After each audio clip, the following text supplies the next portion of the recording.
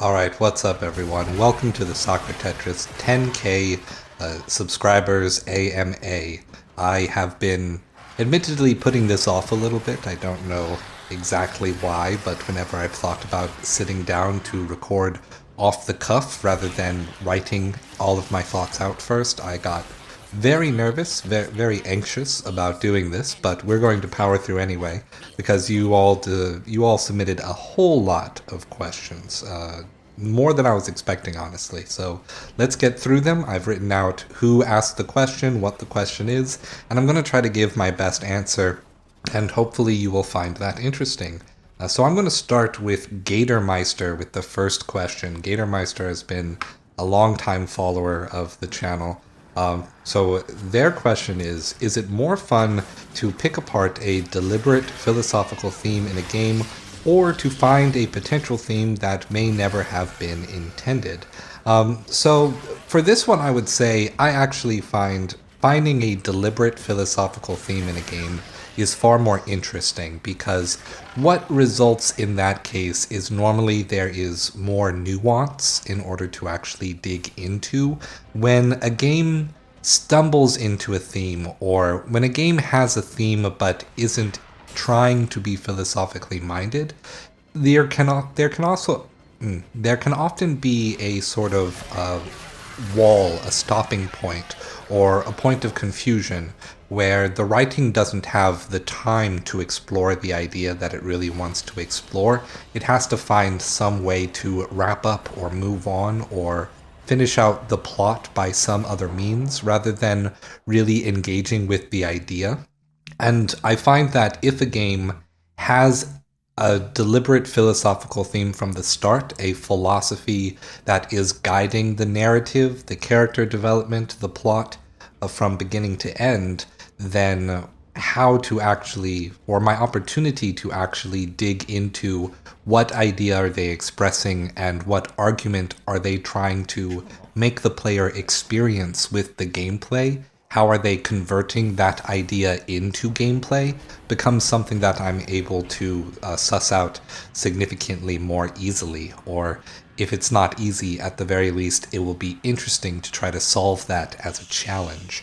But that was your question, Gatormeister. I hope that answer was satisfactory to you. I'm going to move on to question 2, which is from Josie Fran Salazar. I can't believe I said that in one, and if I said it incorrectly, I apologize. But Josie's question is, where are you from? That's an easy one. I'm from Omaha, Nebraska. I was born in Bellevue, Nebraska back in the early 90s. I was born in a military hospital because my dad is a veteran of the United States Air Force. And so we lived next to the Offutt Air Force Base, but I never lived on the Air Force Base. But that's sort of the culture that I was raised in. And Dosi has a follow-up question. What inspires you to create? So the first part of answering this question is that philosophy has played a really big role in my life ever since I started learning about it in debate class in high school. And there were signs that I was a person that would really like philosophy even before then. Things that I can point to, conversations I had with friends before I knew what philosophy was, that make me think, oh, that was a strangely philosophical conversation I was having as a middle school kid with my middle school friends. And I was lucky enough to have friends that would also actually have those conversations with me and have something to say about them rather than being dismissive of it. Learning about philosophy for debate class really changed my opinion on the kind of person I wanted to be and whether or not I find debate valuable. I actually decided that I find debate to be rather pointless, a rather fruitless activity, because it turns, or at least the sport of debate, turns trying to have actually productive conversations for personal development into, or even social development, into competitions. And I think that is part of why our society as a whole, in terms of our governance, is the way it is because we treat ideas as competition rather than collaboration. But to kind of then take that next step and say, what inspires me to create? And it was actually learning the skills of philosophy that allowed me to sort of develop ways that I could learn to socialize with my peers, as I've mentioned in the big Warframe video and other videos. I am on the autism spectrum. I am a person with autism. And learning how to socialize was difficult. But learning how to have dialogues, sort of rigorous or rules-based dialogues, by learning philosophy formally, is what gave me the tools needed to start building those kinds of relationships once I finally made it into college, finding like actual friendships and developing things over time. And so philosophy was just foundational to how I was living my life. But what inspired me to then create, or what inspired me to create in the way that I create for this channel, is that I had a very unique experience playing a video game which I found in a bargain bin in Tokyo, Japan, when I was doing my study abroad over there. And that happened to be the Japan-only copy of edition of Nier Replicant. And I played that when I returned from Japan in Japanese, even though my Japanese was still pretty rusty. And that was a very eye-opening experience for me because it was an event where I could understand and comprehend the philosophy and the themes of the game through playing the game while having a very limited understanding of the language the game was in. And yet it was still a game about language and its relationship to power and power's relationship to personal freedom or the human condition and whether or not humans can be free. And just having that experience made me want to share it. And then it was the fact that I could see video essays about video games starting to become a thing through channels like Extra Credits and Game Theory and Aaron Hansen's Sequelitis. And then after that, significantly more focused on being an essayist type channels started emerging. So it was in imitation of wanting to use that format I was seeing to share the unique experience that I had with Nier Replicant that made me want to create the channel in the first place and led to all of this. So that would be the answer to Josie's second question. We're going to move on to Faye, F-A-I-W, Faye, who asks, what was your first video game if you remember? And quite frankly, I don't remember what my first video game was. When I was growing up in the 90s, let's see, we didn't really have the Super Nintendo or the Sega Saturn or any of that generation of games. I think the first console that we had in the house was the Nintendo 64, and we got it a little bit later.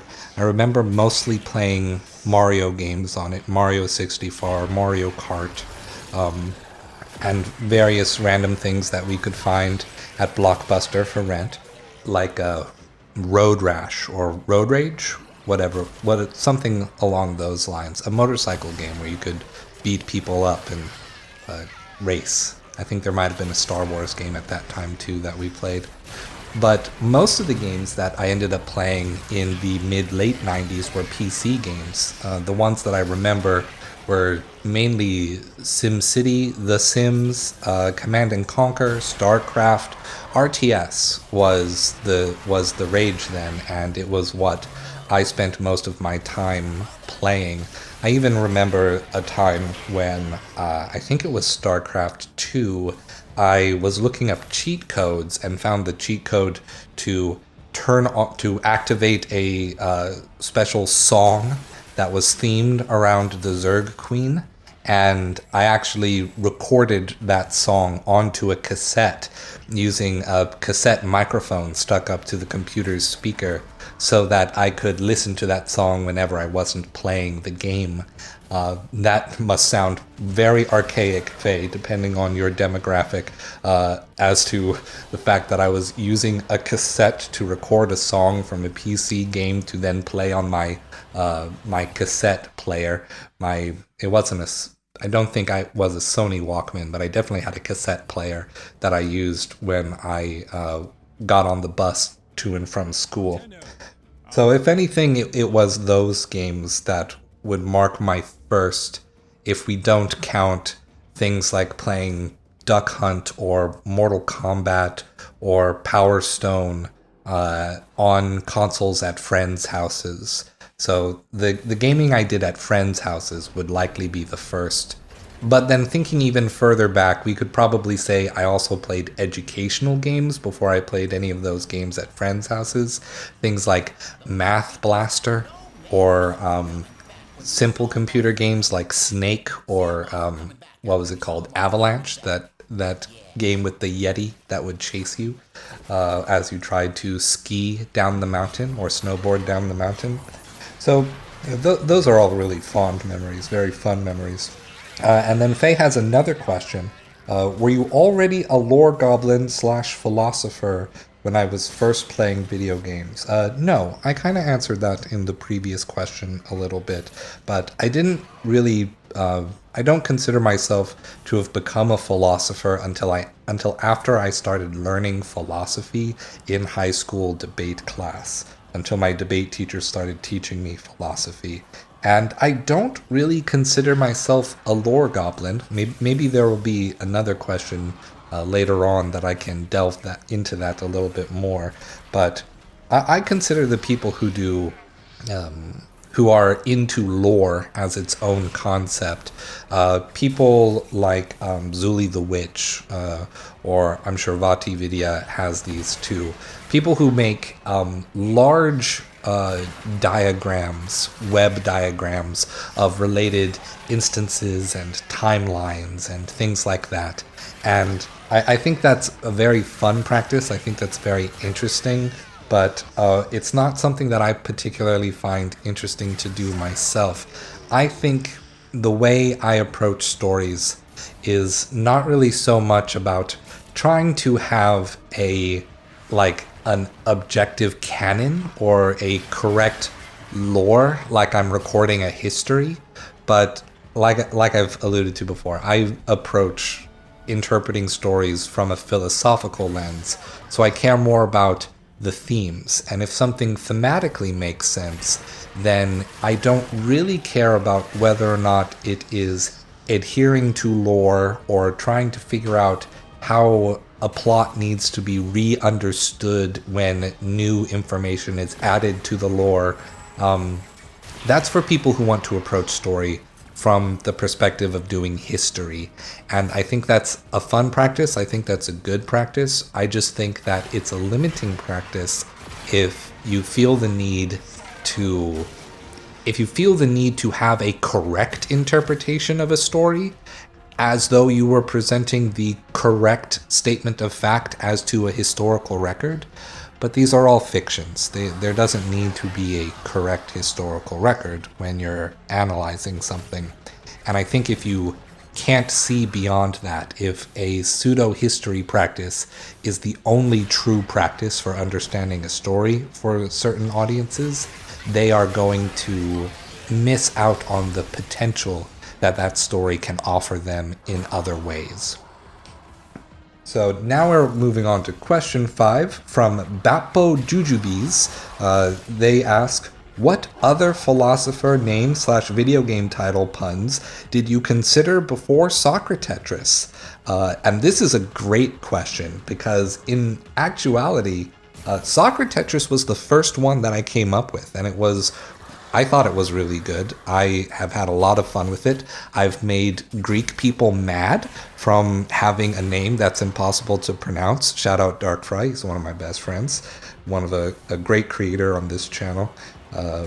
a great creator on YouTube. He is on my channel, but you have to find Darkfry. Darkfry is hidden within certain videos, so good luck finding the Darkfry on the SocraTetris YouTube channel. He's there. He really is, in a few videos actually. But I did think about what would I do if I had a collaborator. How would they be introduced into the channel as someone who could create their own videos on my channel? And I wanted to create other philosopher puns, and the only one I could come up with really sucks. And it's Donkey Kant, as in Immanuel Kant, and Donkey Kong, not as in serving Immanuel Kant, if you know what I mean. But I couldn't come up with another one. And maybe it's for the best, because YouTube kind of is a place where a single creator is creating a single show, or a group or an organization is creating a single show, and each channel is treated like a show by its audience. And as much as I actually don't enjoy that as a creator, I want to be able to make whatever I want, and I do make whatever I want. And that's probably why my YouTube channel only got successful, thanks to the one Warframe video that went super viral. That would be wiser, but something I'm not interested in. I hope that you come to the SocraTetris YouTube channel to hear my opinions and my insights and my view of the world about video games, and somehow that will be important to how you live your life someday, perhaps. Anyways, next we have the Mr. Warm with question number 6, or maybe it's 7. Anyways, if you could go back to the start of the channel, would you do anything different? Well, I started this YouTube channel from zero experience. I didn't have any experience with recording audio, with editing video. I didn't go to film school. I studied Asian and Pacific Islander cultures, and I minored in philosophy.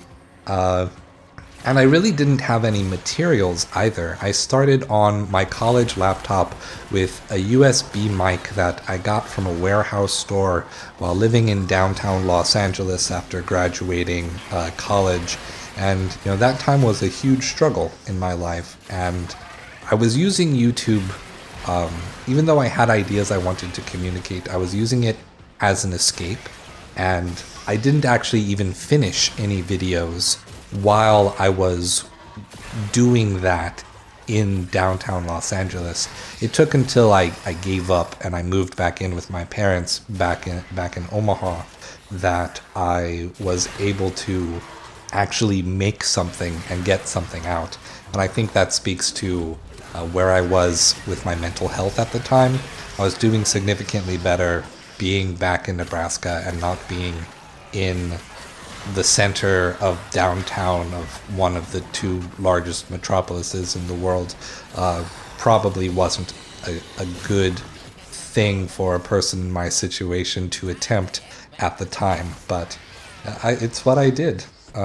So if anything, I think what I would have done differently is try to make a few different videos, have like a stack of 4 or 5 of them, and put them out, as well as not think that my channel could be also a Let's Play channel.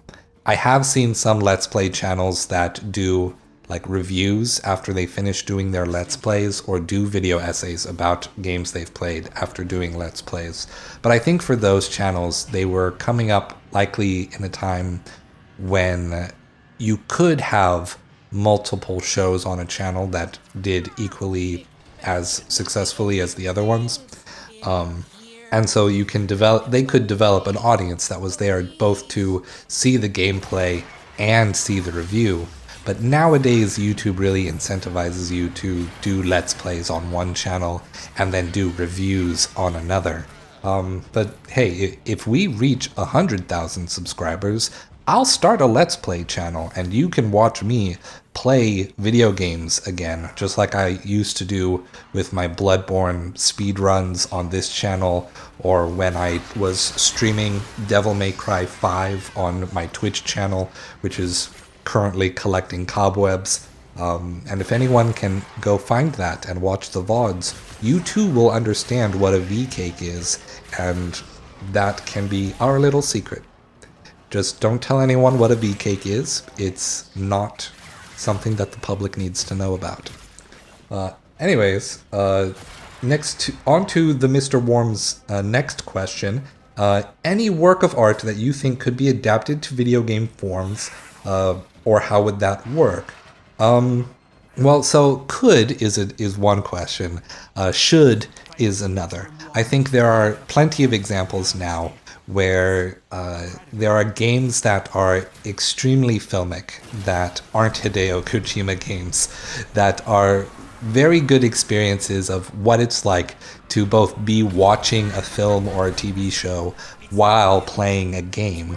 And I think that some movies have taken from video games in interesting ways to sort of try to embrace the kind of engagement that action games can bring to action films. I think Jacob Geller, another video essayist you probably already know about, released a very awesome video on his favorite fight scenes in media, and that's something that he discusses, how movies have adopted certain things from games and how games have adopted certain things from movies. But my ultimate opinion about adaptation between mediums is that it's rather limiting and unnecessary. The main reason to do it is for brand synergy, to have an established audience. But brand synergy is not really the most inspiring thing in terms of wanting to create something new, or wanting to create something good for people who may share your interests. So honestly, I can't even think of any show that I would want to see adapted to a video game, because ultimately the kinds of things that would make the show interesting, I think would very often get left out of the game. But if we had to go the other way, I would definitely like to see a show created out of the game Asura's Wrath, because the game was already set up to be a season of anime, and so long as you basically kept it one-to-one, maybe fleshed it out with a few more conversations, I think it would pretty much be the same experience.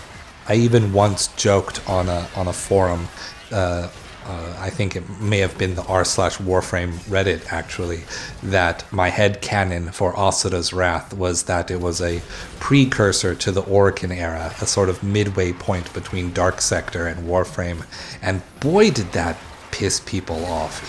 Saying that pissed so many people off, like disproportionately angry about me thinking that the games are aesthetically similar and thematically inspired by the same things. But you know, it's the internet. People like being mad, and if I could give people the opportunity to be angry for an afternoon, I think I improved their day. So moving on, Oranoid asks, how are you? I'm doing all right. Today I'm actually doing really good. I have the day off of work. I went to the gym.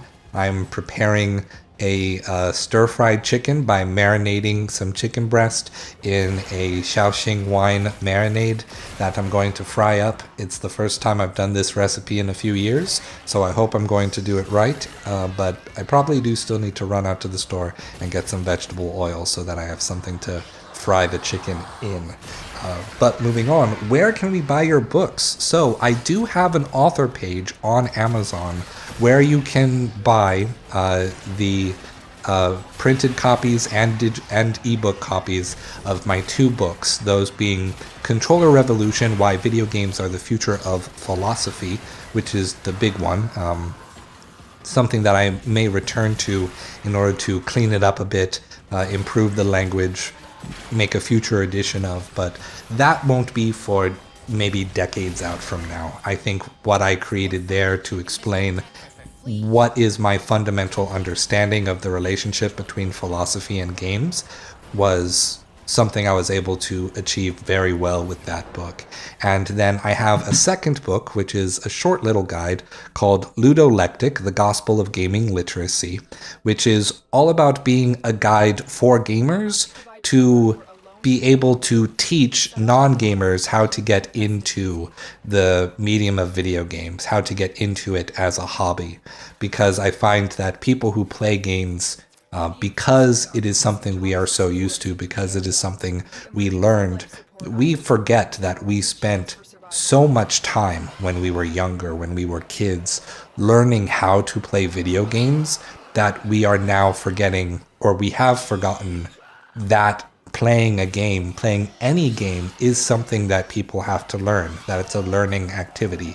It's a much shorter book, but that's because it is written to be a practical guide, something that you could actually flip to, reread, and reference while you are in the process of trying to introduce someone to a video game that you love so that they can play it, or at least understand why you like it and have some sense of what it is you're doing when you're playing games. I'm going to go ahead and link my author page both in the description below. It's in the description of every video, but I'm also going to put a card in the upper right-hand corner of this YouTube video, which you can click on if you'd like to jump over, purchase one of my books, and help support me as an author rather than a video essayist specifically. And I do have another book in the works called Perfect Parser, which is going to be an exploration of dialogue and dialectic in video games. Dialectic being the use of dialogue to understand truth, or to try to understand truth. So when that book is completed, my Amazon author page is where you will be able to find it. And I'll let everyone know when it happens. I've made commercials for my books on this YouTube channel before. I'm likely to do it again. Right, and then Oranoid has one more question here. What is your creative process? Do you have a list when you notice something, or do you deliberately think of topics? Both. So I both have a list that I keep. I deliberately try to think of topics that would be interesting to write on, and I also just get random ideas when I am playing games or when I'm not playing games about something that I find interesting or would like to talk about. I often get ideas from other video essayists, depending on things that they cover in their videos. I get ideas from listening to gaming podcasts or Let's Players who are talking about their experiences with games.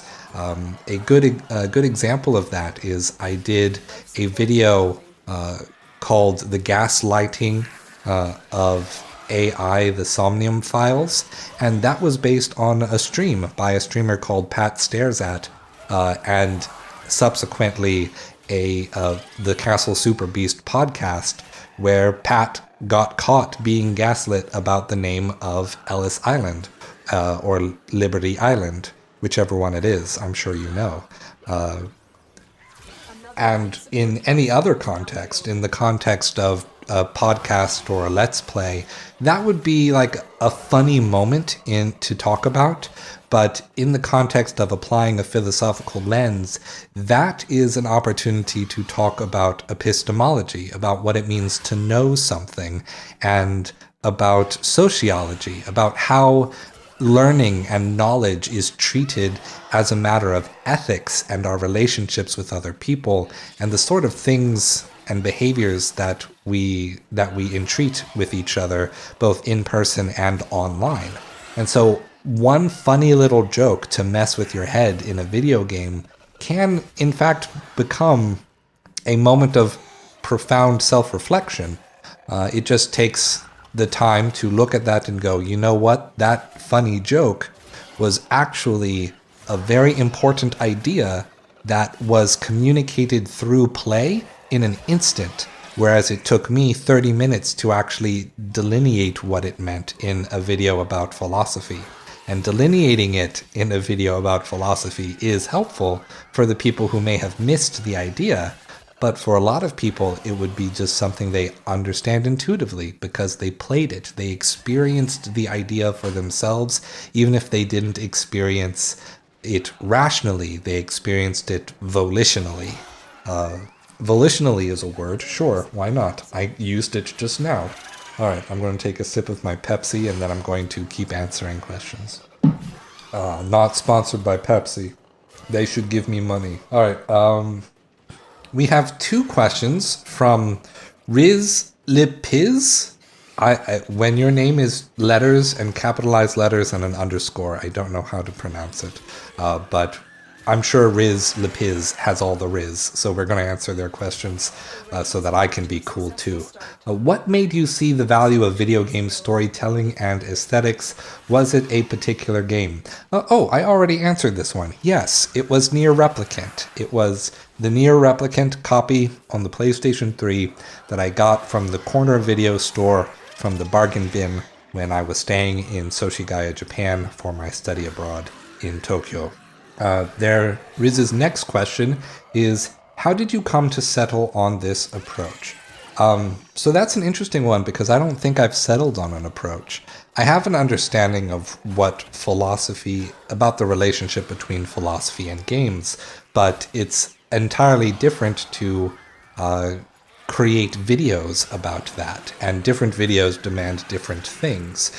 Most of the time, I'm going to make a video where I take the factors of a game and that are relevant to the idea that the game is trying to express and demonstrate or highlight them in a video in an argumentative format so that people can follow along from a premise, an argument, towards a conclusion, and see how the gameplay was used to get players to experience that conclusion.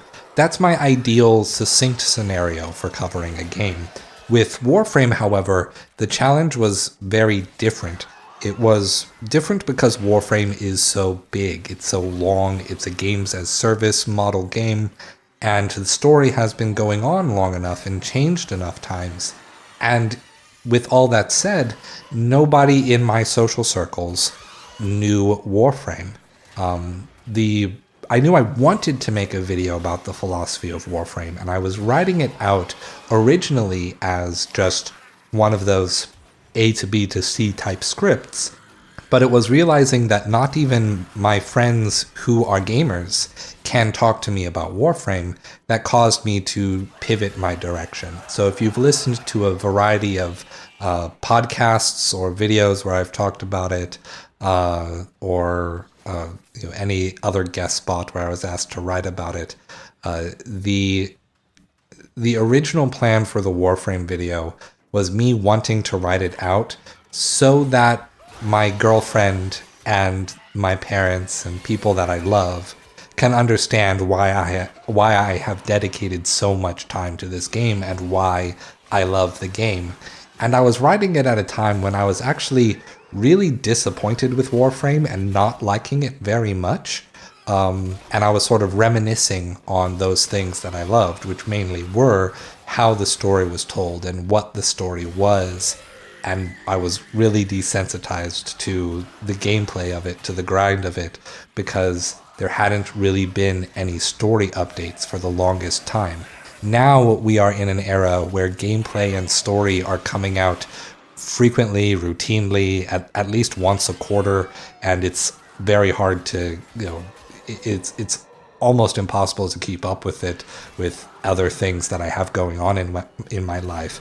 We really do have like a second golden age of Warframe lore that we're dealing with right now, and it's really good for me to be able to engage with a story that I love with regards to topics that I love, and it creates a lot of opportunity for me to learn new things because Warframe is just drawing from so many different inspirations right now. But it was because that no one was able to talk to me about it in any way, I realized that even explaining what the philosophy of the game wasn't going to be sufficient, because it doesn't help to explain something if none of the people you're going to show it to know what it is. they need some baseline understanding of what the thing is in order to understand what I mean by when I explain it, when I explain the things that inspired it. And that is why I ended up choosing the commentary style format. And commentaries are something that have a long, storied tradition in philosophy as a whole, because there are very central key figures that sort of set the tone for philosophy for sometimes hundreds of years. But the majority of philosophizing happens in later thinkers who are then commenting on those like cornerstone figures of different traditions, and it is the commentaries on those traditions that kind of establish the canon of what is it that Plato meant? What did Nietzsche mean? What did Marx mean when he said this, that, or the other thing? The commentaries end up doing most of the work of philosophy and also offer very novel ideas and interpretations that may not even be actually what the original text was thinking. An example of this is the Neoplatonists, who very much applied new Christian standards to Platonism that were not present in the original Platonism during Christendom in the European medieval period. And so I kind of felt like I was doing the same thing with Warframe by presenting the story in full and commenting on the story as it was happening. I could both deliver the story, the experience of playing the game, and the kind of thoughts that I have while playing the game, so that I can express to people who watch what is it like for me to be playing Warframe, why do I like the game, and why do I engage with it the way that I do. And for people who don't have that experience, for some of them it's going to be really cathartic. It's going to be validating to see someone engaging with the story in a similar way that they were. It's also going to be very irksome to people who disagree with me or think that I got the canon wrong or want to make a whole big deal about me flubbing a word and saying galaxy instead of system, as though that completely delegitimizes everything that I've said. Like I said, that historical approach to game lore as opposed to what I'm doing, which is video game philosophy. Or there's the people who get real mad at me at the start of that video when I conflate the Warframes and the Tenno together. And I've responded to those comments in so many different ways because I receive it so many times. But here's my final statement about how I want to respond, because I'm tired of going back and forth between correction and humility. Warframe's story did not start with the Tenno operator. It did not. In the earliest parts of the story, Warframe and Tenno were referred to interchangeably because it was a secret. It's a spoiler. And I wasn't spoiling things in that first hour. I was setting up the rest of the story. So yeah, I said Warframes and Tennos interchangeably because so does the Lotus in the very first quest of the game. It's part of Warframe's story to hide that the operator exists at all, and the community used to be really good about keeping that reveal during the second dream a secret from new players, but now it's more like, nope, just be correct. I guess that's how things go. Anyways, that saltiness aside, I can move on to the next question now that I've expressed my own butthurt. So we're going to go to Blue Muon, who is going to give us, I think, our last few questions here. Nope, I do have something on the next page. But Blue Muon, who has a great pun name themselves, asks first, what's your opinion overall about the current and future status of Warframe? I did already answer this one too. I think the current status of Warframe is unbelievable. I've never seen the game so healthy, more healthy than this, because We are getting so many different kinds of stories, so many different kinds of inspiration, new changes, new updates to gameplay, Warframes coming out consistently, and each of them having a kit that is built as a whole thing that synergizes well with itself. So every time a Warframe comes out, we're getting an entirely specific, an entirely new way to play the game. And I really hope to see this trend continue, because if Warframe can stay the way it is now with all of its future releases, if it can meet this same level of quality, we're going to be eating good, and we're going to eat good for a long time. I'm still excited for Soulframe, but when they announced Soulframe, I was kind of thinking, oh, thank God, they're finally going to end Warframe in a succinct way. They're not going to make more story updates for it after a certain point, and we're going to move on to the next game and see something new. And what instead I got is Warframe showing us something new multiple times every year. I'm very happy with the state of the game, and I think it's important to remember that Warframe has had a lot of ups and downs. Right now we're in an up. In the future we're probably going to be in a down, but things are looking bright right now, and I'm still looking forward to every update that's on the horizon. Do you plan on making more Warframe lore videos? Yes, I do plan to, and I am, and I have, and they will release. But I plan things. I prepare. You can usually expect my Warframe videos for previous updates to come out in the weeks leading up to a major lore relevant story update for Warframe. They have been splitting those updates kind of evenly between TennoCon and December. So depending on what gets released in this TennoCon coming up, you're either going to see some of my videos, my next Warframe videos, drop then, or you're going to see them drop in December. We'll just have to see what pans out. I try to play it by ear and listen to what they're saying in the dev shorts. For example, the Duviri video, I dedicated a bunch of time to get that video completed earlier than I was planning to, because they announced a big update, the last big update, to be announced at the Game Awards last December. So you have the Game Awards to thank for the Duviri Paradox video.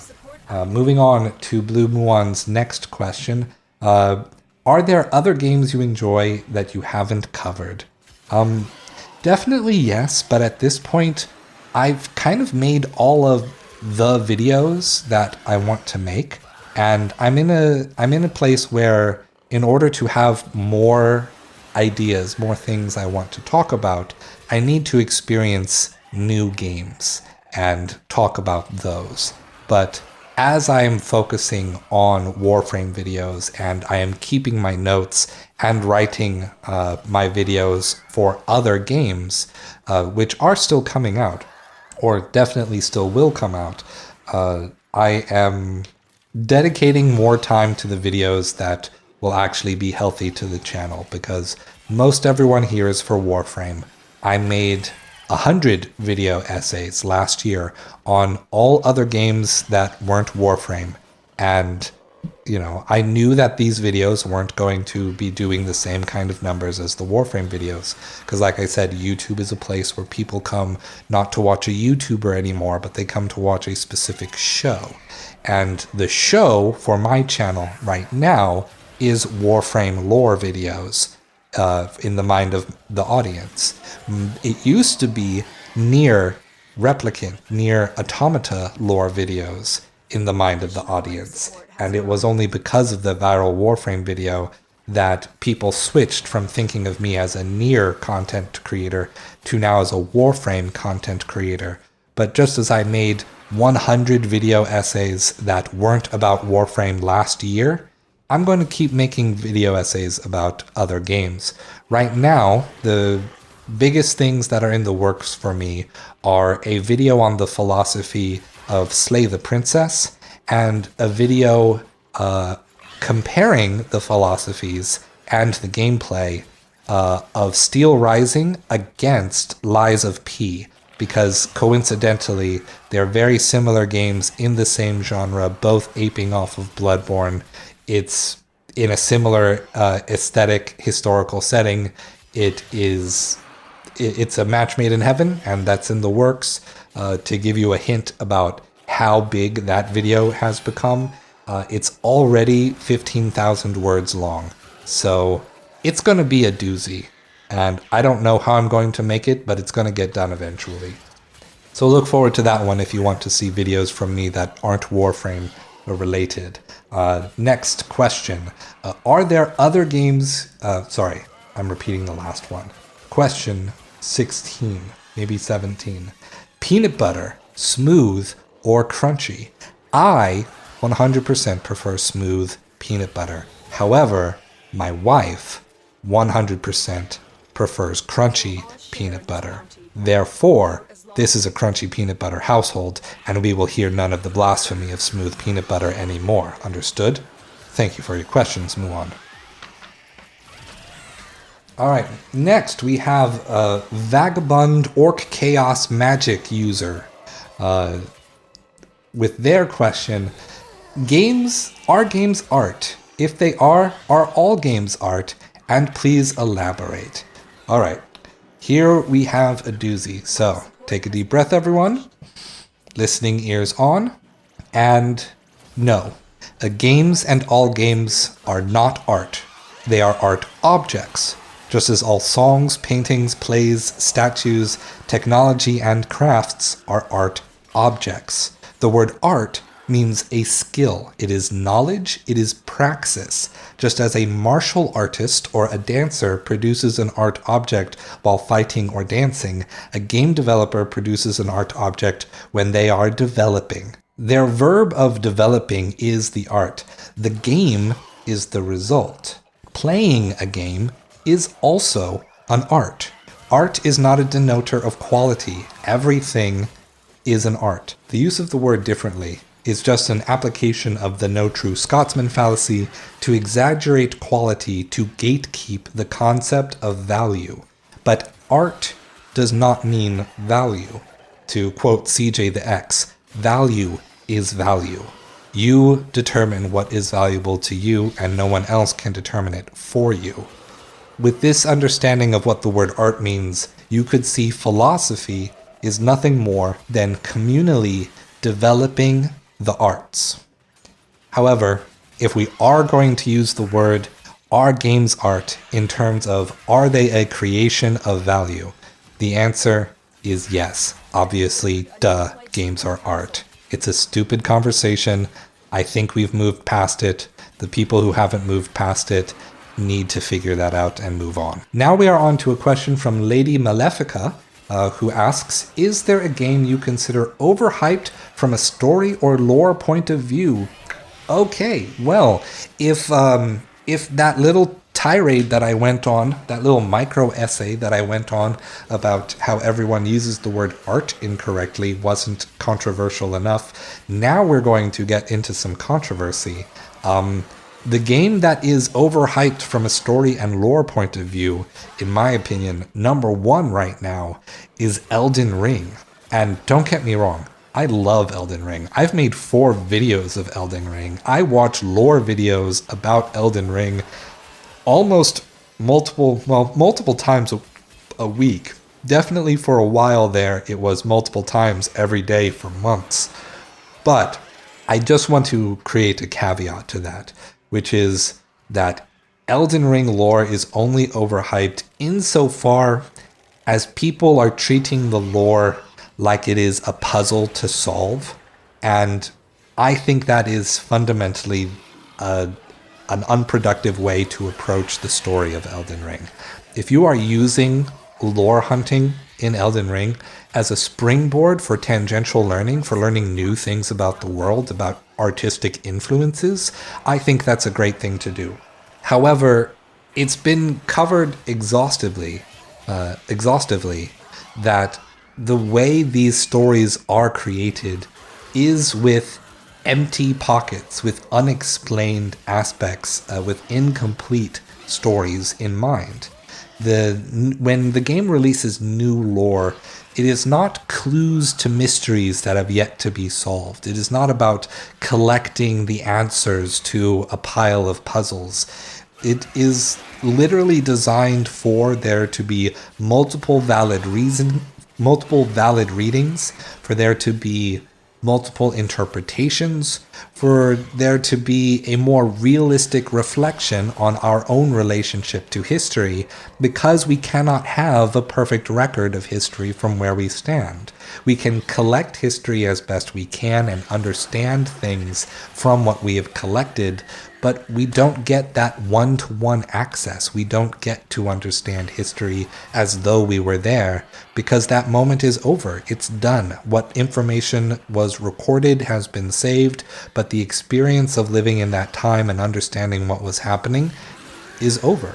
It is we are inherently in a position of limited knowledge merely by being in the future, merely by looking back at the past.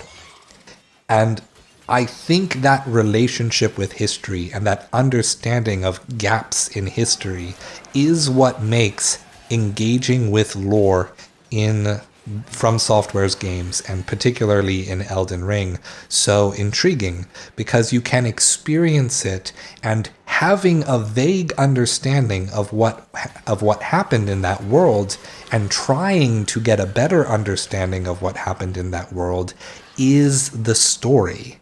If you go beyond that and then try to establish a canon, you're missing what makes that story interesting. You're trying to stop the investigation. You're trying to stop wonder and stop mystery by solving problems. Embrace the wonder, embrace the mystery, and you will enjoy those stories more than the person who thinks they need to stop every 3 feet and write down on a timeline, this event happened at this date in this order. Because every time a person does that, there's going to be some bit of evidence somewhere else that some other person found that contradicts with the thing that they decided was canon. It's all headcanon all the way, and that's what makes those stories awesome. With that said, moving on to The Real Sushi. The Real Sushi asks, how is Whis Prime's ass affected by beliefs of ancient philosophers? You know, you were joking when you asked that question, Real Sushi, but remember when I shared the story about the man and his ba in the new war video? What do you think the line, sowing seed at the estate, was a translation for? Because, buddy, it wasn't gardening. Next, we have questions from my fellow creators. So we have a question from my friend Stoked Maddie at Stoked here on YouTube. Their first question is, what's my favorite sandwich? Easy answer. The Raising Cane's chicken sandwich is my favorite sandwich. I love Raising Cane's fried chicken. It is simply a good, simple chicken tender made well, and putting it on a sandwich makes it a good sandwich. My second favorite sandwich is the Philly cheesesteak sandwich. You give me a Philly cheesesteak from everywhere, I'm going to love it. Anywhere, I'm going to love it. Next question. Do you ever suffer from burnout? You're often super prolific with new ideas. Yeah, I absolutely suffer from burnout. After the Warframe video, the original Warframe video went up, that was a huge moment of burnout. I almost didn't make anything for an entire year. The whole point of me making 100 video essays in 2023 was to force myself out of being in a writer's slump where I felt like I couldn't make anything. And I think that experience of basically overexposing myself to burnout has given me, I don't know, I guess a new perspective on how to create things. I don't nearly have the same kind of rush to get things out as I once did. I don't feel the need to maintain a schedule as I once did, because I've seen firsthand that being extremely consistent for a long period of time in the genre of video essays at least, does not directly result in an improved YouTube channel, no matter what the YouTube gurus like to tell you. So yeah, in terms of being super prolific, I guess I would say, well, I guess this gets into your next question is, do you have any advice on how to work on so much in so short of a time? And the answer is no. I don't actually have advice on how to work on a lot in a short time, because I'm kind of in a position where I have banked a lot of ideas that I would like to discuss, and I save them because while I was making those 100 video essays, I was having new ideas for things I wanted to write as I was in video production, and basically had an entire year of coming up with concepts I wanted to write about, topics I wanted to write about, and I sort of created a backlog that I'll never be able to finish. And I think I'll always just keep having new ideas as I'm moving forward and having new experiences. So that's not really the advice that I think you would like to hear, but in terms of how to work on things consistently, that would probably be an easier question to answer than how to get a lot done in a short time. If you force yourself to get a lot done in a short time, you can. It doesn't mean you'll be terribly happy with it, and it doesn't mean that it will be successful either. So instead, I would like to say, how do you work consistently as an artist? How do you keep making things and not get stuck or paused? That is a little bit more relevant to your question about burnout. So my first big piece of advice is to collaborate with others. To be in a situation where you are challenged to make something and put it out that is small, not all-consuming, and is fundamentally going to be different from what you're used to because you are taking input and feedback from other people. I have participated in multiple of the essay libraries collabs, also linked in the description, card up top for the essay library here on YouTube, and those have been lifesavers for me in terms of keeping my creative juices flowing, because it's an opportunity to not hold myself to either any limits or to any standards. It's an idea that has to be made, get it made, and see what you can do with it. And when that deadline hits to submit for the group project, you submit and it's done, and you have to move on. That can be a really helpful experience for breaking out of any kind of slump and maintaining your creative energy for working on the things that you're doing for yourself. It's ironic to say, or maybe not ironic, but maybe just unintuitive to say that actually working for creatively with others is how you figure out how you want to work creatively yourself as an individual.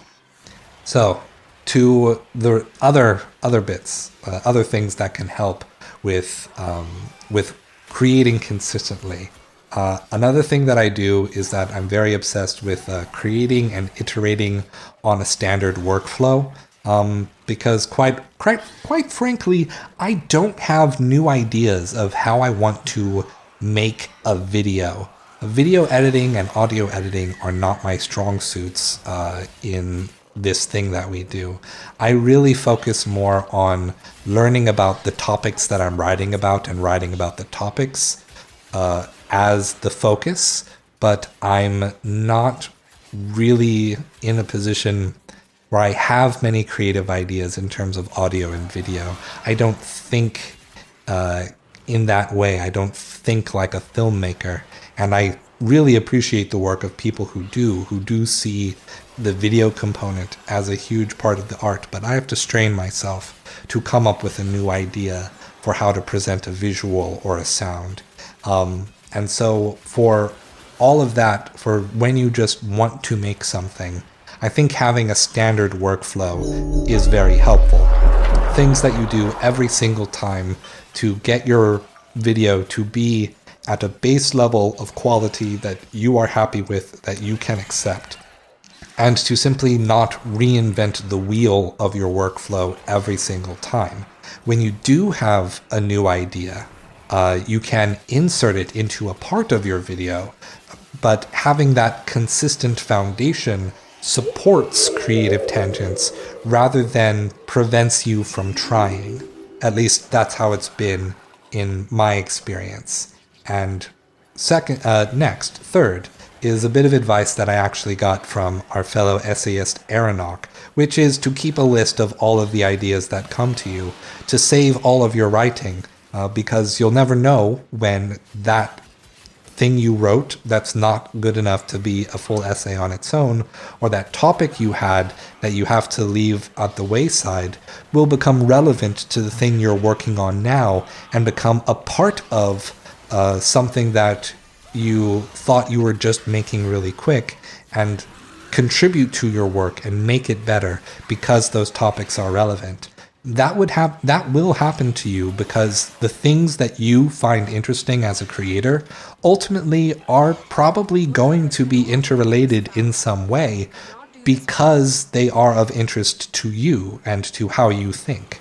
And then the last little bit of advice for working creatively and consistency, I would say, is to chunk your development, to separate the steps of making something into specific phases that you can recognize, and doing a lot of each of those at one time. So for me, I have periods of time where all I'm doing is writing and researching and doing more writing. Then when I'm done writing, I'll enter a period where I'm recording audio for all of the things that I wrote, but I'm not writing anymore. And then once my audio is recorded, I enter into a video making phase where I'm just making video, but I'm not writing about something else. And by doing those in sequence, or by understanding that I'm switching one creative focus to a different creative focus, I can give my full attention to the thing that I'm trying to do at that moment. Because I find that if I'm video editing one video and then trying to write another video and then trying to find a time to record audio for a third video, I'm going to end up not doing any of that for any of the videos, and then I make no progress. But if you chunk out different video ideas and recording audio and then producing the actual videos, it ends up putting you in a position where you're more accustomed to doing the thing you're doing right now and can do it more efficiently rather than switching tasks and remembering how you did something each time you start. I don't know if any of that advice would actually be helpful to how you operate as a creative person, but if you do find that helpful, I hope you will let me know in our shared Discord if any of that advice was helpful to you. Alright, so then I have one last question from another fellow content creator called Kohana. Their link, just like Stoked Maddie's, in the description and in the card. What is my favorite part of making content? I really wish that my favorite part was video editing, but it is not video editing. Video editing is so excruciating for me, and I really wish it wasn't. But my favorite part isn't even writing, it's research. I like learning new things. I like reading about new philosophers. I like reading about art movements that I was vaguely aware of and want to learn more about. And the way I'm working right now, I have a lot of opportunity to learn a lot of new things that I didn't know before. When a game presents me an idea, I end up going and researching that idea and finding out what do people who care about this idea think about it? What are they saying about it? And then I can respond to it better. I can critique it better. And so research is the best part for me. It's the fun of learning something new. And it is my hope that by making these videos, I am creating that opportunity, that fun of learning something new for people who are open and willing to listen to what I have to say. even if I'm caching it either in some anime visual novel or in Space Ninjas doing backflips. But with that question answered, we have reached the end of this AMA. And boy, I did not expect to be going for an hour and 10 minutes on this thing. Maybe it can be a bit less than an hour and 10 minutes once I cut out all of the empty space and my ums and my ahs and my thinking time.